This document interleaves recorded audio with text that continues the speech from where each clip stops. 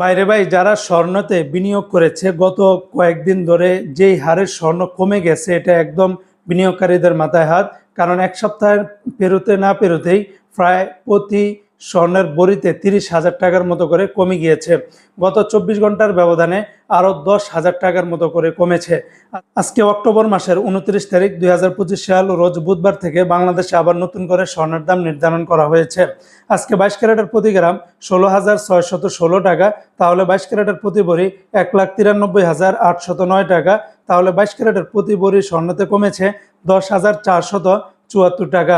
যেখানে গতকালকেও প্রতি ভরিতে স্বর্ণের দাম ছিল 2,04,000 থেকে 5,000 টাকা, আজকে আবার 1,93,000 টাকার ভিতরে নেমে এসেছে একদিনের ব্যবধানে।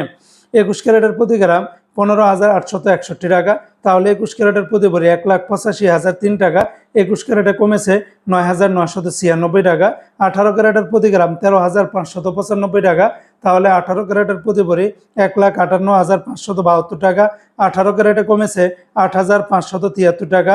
সনাতন পদ্ধতিতে প্রতি গ্রাম 11,285 টাকা, তাহলে সনাতন পদ্ধতিতে প্রতি ভরি 1,31,628 টাকা, সনাতনে কমেছে 7,313 টাকা।